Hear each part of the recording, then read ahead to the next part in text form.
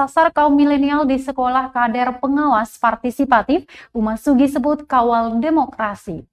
Bupati Buru Ramli Ibrahim Umasugi berharap kegiatan Sekolah Kader Pengawas Partisipatif atau SKPP tingkat dasar tahun 2021 dapat mendorong partisipasi masyarakat dalam mengawal proses demokrasi pada pelaksanaan pemilu nanti. Dia menilai program ini sangat penting dan sejalan dengan kebijakan pemerintah dalam memberikan pendidikan politik bagi masyarakat, serta meningkatkan partisipatif pemilih pada pelaksanaan pemilu nanti. Kegiatan yang dilaksanakan Badan Pengawas Pemilihan Umum atau Bawaslu Provinsi Maluku itu digelar selama 3 hari di Gedung Hotel Grand Sara, Desa Namlea, Kecamatan Namlea, Kabupaten Buru.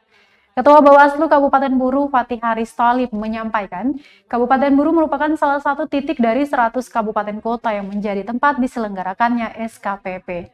Kemudian, Ketua Bawaslu Provinsi Maluku, Astuti Usman, mengatakan, dalam menjalankan fungsinya sebagai pengawas pemilu, sangat membutuhkan dukungan kuat dari masyarakat. Dia mengungkapkan peserta SKPP dapat mengikuti pendidikan dengan baik dan tekun, agar peserta mendapatkan pengetahuan tentang pemilu dan pilkada. Tujuan kegiatan SKPP ini untuk menciptakan kader pengawas partisipatif, khususnya bagi kaum milenial. Selain itu, untuk mencerdaskan anak bangsa menjadi relawan pengawas pemilu berintegritas tinggi dan menjunjung nilai demokrasi agar bisa melahirkan pemimpin yang amanah. Pantauan Tribunambon.com di lokasi pukul 10.00 waktu Indonesia Timur. Kegiatan tersebut diikuti oleh sebanyak 59 peserta berasal dari Kabupaten Buru dan Buru Selatan.